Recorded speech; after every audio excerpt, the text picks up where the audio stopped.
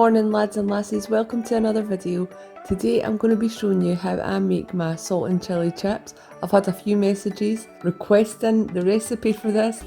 I will say straight up, I don't have a specific recipe for this. I have tried to be precise as I can be with measurements and what I add to it and everything like that, but it really is done to taste. I taste everything as I go usually. So on this occasion that I'm making this, these are all the ingredients that I'm using. I will say, first of all, I'm not showing you the minced garlic, which you will need, minced or fresh garlic, it's up to you. And I'm also not showing you the soy sauce, which is a pretty vital ingredient as well. I do add them into it, I'm just not showing it here for some reason. I will also say that I'm adding peppers and carrots, and I don't always add them into it. I just really want to get some extra speed into my salt and chilli chips because it can feel like a very gluttonous meal. So to make myself feel better about it, I want to add extra speed into it. So I'm using the Slimming World chips on this occasion, but I have made it using my own homemade Slimming World chips before. Whatever way you make your chips, your Slimming World chips, or even just oven chips if you're not on Slimming World, you can make it using any chips that you like. Whether it's in the Actifry, the oven, whatever, you just make your chips the way you want to make them. And then I'm also using 1 whole pepper chopped, 1 whole onion chopped. This is about 2 medium carrots chopped up into little battens. I've got 2 red chillies chopped and de-seeded. I'm going to add anything between half a teaspoon and 3/4 of a teaspoon of salt and about 200 to 300 mils of chicken stock. Yeah, there's me realising that I forgot the minced garlic.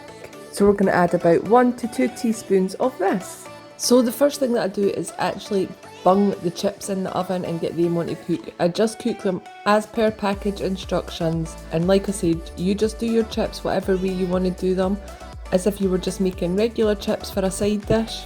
And while they're cooking, I get on with making the salt and chilli mix. So I spray the pan with fry light and I fry off the onion and the garlic until the onion is softened. And then I add the peppers, the carrots and the chilli and fry them off for another few minutes just to soften them up a little bit.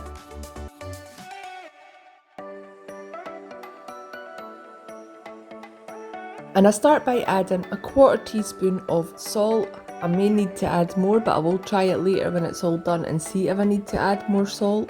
And it's at this point that I obviously realise I forgot the soy sauce. So I'm going to add 2 tablespoons of that. Again, I will try it later on and see if I need to add more. I guesstimated 2 tablespoons. And I also add 200 mils of chicken stock. I did have to add a little bit more on this occasion because there was a lot more chips. Ali wanted even more chips than he had last time. So I did add a little bit more chicken stock for that reason. And then I bring it to the boil and reduce it to simmer for about 10-15 minutes until the stock has reduced down a bit and thickened up. And then when the chips are ready, I just throw them in the pan with the sauce and give it a good mix to get them all coated in the sauce. It doesn't have to be on the heat for this, you don't need to cook it any further than this.